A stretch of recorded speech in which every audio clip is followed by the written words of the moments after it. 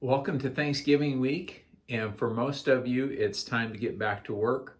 For those of you who ran Chicago or Boston, maybe you've been back to work already for a week or two. For those of you renting Monumental, you've had a nice 2-week break. Some of you have done nothing. Some of you have done just a little bit. Some of you maybe have done a little bit too much. And that's a good point for us to start this week's talk, and that's with mental periodization for the year. And the goal for each year is to increase and have a high level of work throughout that year and do as much work as possible. But in doing that, you have to keep the stress and rest in balance, or that extra work is tearing you down rather than building you up. So we need to be very careful with our physical as well as mental resources. And that energy is very important to manage throughout the year. And as we built through a spring peak for most of you, work through some shorter, faster races in the summer, leading up to a half marathon or marathon in the fall for the majority of you, now is a great time that we need to get back to work and start building that advantage over previous versions of ourselves and our competition, but we need to be careful with that mental energy. So I want you to get back to work, but I want you to do it with the least amount of mental investment possible, at least for a few more weeks. Some of you require more recovery and more rest after a season than others. That's just part of your makeup. That's part of your gifts as an athlete.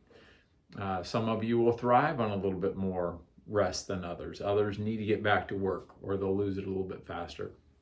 So we just have to keep that stress and rest in balance, and right now really protect those mental reserves, okay?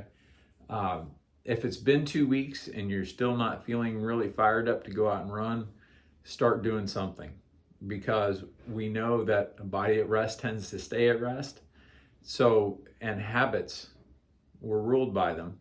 So if you've been off for 2 weeks and you really haven't done much, and life is getting busy with Thanksgiving and Christmas and everything that goes along with the holiday season, make sure that you're doing something, even if it's just a little placeholder in your day to go out and run a couple of miles and reestablish that habit. It's important to get going. So let's talk about the week of workouts, and they're all pretty moderate. The high quality workout, we'll call it that, 75 to 85% steady state run.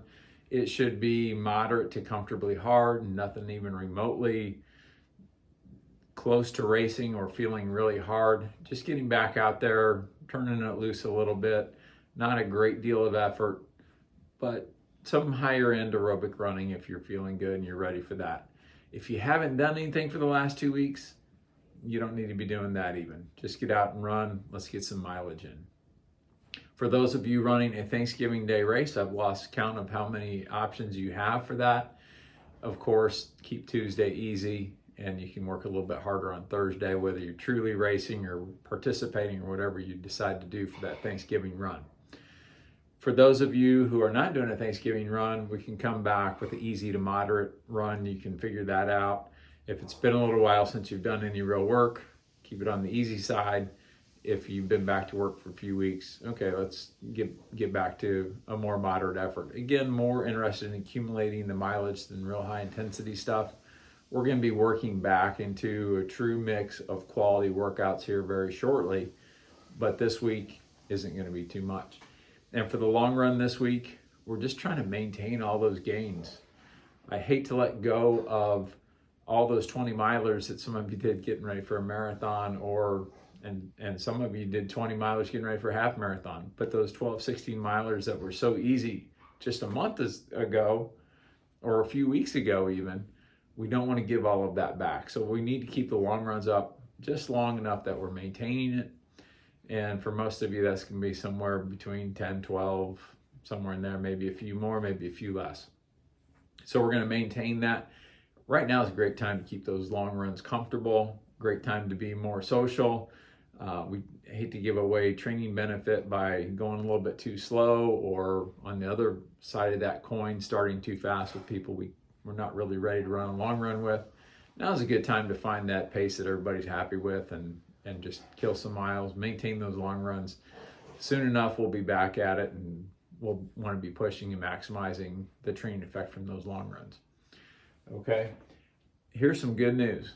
It is November 22nd as I'm recording this. That means we are 1 month away from more daylight. We're already counting down. We're inside 1 month. So something to look forward to. Have a great Thanksgiving week. I look forward to seeing you if you can make the Tuesday or Saturday workouts. And let's get back to work and start building towards a great 2022.